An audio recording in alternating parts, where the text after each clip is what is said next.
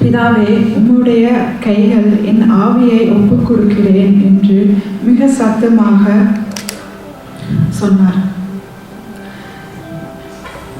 அவர் அந்த சிலுவையில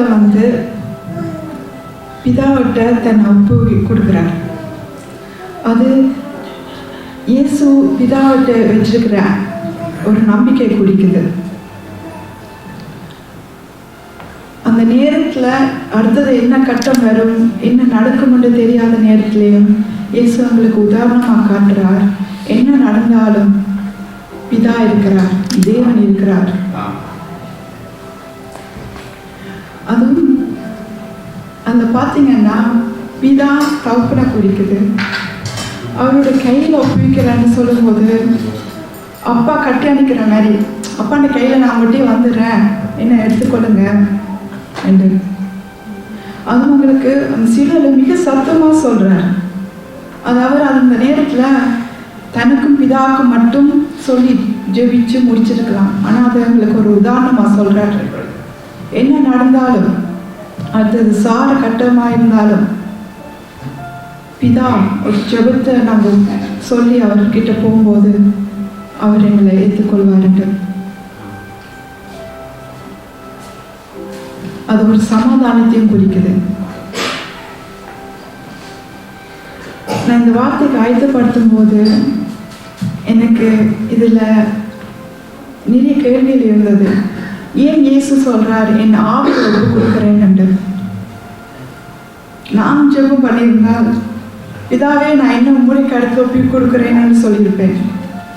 ஆனா அந்த ஆவிக்கு என்ன அர்த்தம் என்று தேவனை கேட்டேன். அந்த ஆவி எங்கிருந்து வந்தது என்று கேட்டேன். நீங்க உங்களுக்கு சில நேரம் கேள்விப்பட்டிருப்பீங்க, ஆவி பிடிச்சிங்களான்னு சொல்லி நாங்கள் சில நேரம் சொல்லுவோம். ஆவி பிடிக்கிறது சுடாவில் போய் ஆவி பிடிக்கிறது இல்லை. உங்களுக்கு நீங்க வருத்தமா இருந்தால் ஆவி பிடிச்சிருக்கீங்களா, வேதி பிடிச்சிருக்கீங்களான்னு சொல்லி கேட்டிருப்போம். அந்த ஆவி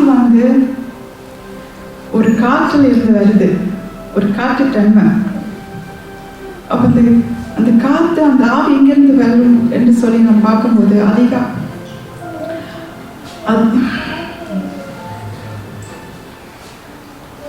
இயேசு மோசேல அதிகாரம் 2:7 வசனத்துல மனுஷன் உருவாகும் போது தேவன் ஜீவ சுவாசத்தை நம்ம நாசிலிருந்து ஊதுகிறார். அது பிதாத்திலிருந்து வந்த அந்த ஆவி அவர்கிட்ட இருந்து உருவானது.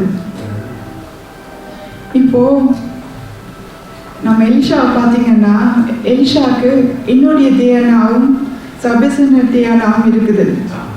அது மூலமா தெரியுது அவர் நம்ம பிள்ளைண்டு. ஆனால் தேவன் அவங்க உருவாக்கும் போது அவருடையதுன்னு சொல்றதுக்கு அவருடைய ஆவி எங்களுக்கு காற்றினால நாசினால உருவாக்கினார். அதனால அந்த ஜீவ சுவாசி அந்த ஆவிதான் நம்மளுக்கு இருக்க ஒவ்வொரு பேருக்குள் இருக்க ஆவி பிதாட்டிலிருந்து வந்ததுதான்.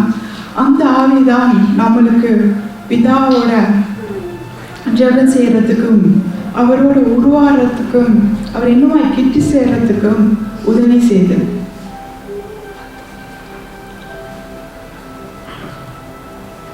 அப்போ நாங்க எப்பவுமே ஜெபிக்கும் போது எந்த நேரத்துல இருந்தாலும், அது மரணம் கிட்டினாலும் இல்லை நம்ம ஜெபம் செய்யும்போது ஆபத்துல இருந்தாலும் நம்ம ஆவியோடு ஜெபம் செய்யும் போது பிதா நம்மளை ஜெபத்தை கேட்பார்.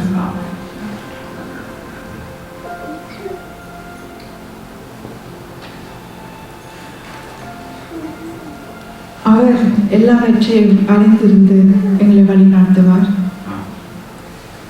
அப்போ இயேசு அதில் சொல்லி முடிக்கும் போது எங்களுக்கு ஒரு நம்பிக்கை கொடுக்கிறார். அடுத்த கட்டத்தை குறித்து நீங்க பயப்பட தேவையில்லை, பிதா இருக்கிறார் என்று சொல்லி. ஆசீர்வாதம் நிரம்பி வழிந்தோடும், நம் கண்ணீர் யாவையும் இயேசு துடைத்திடுவார்.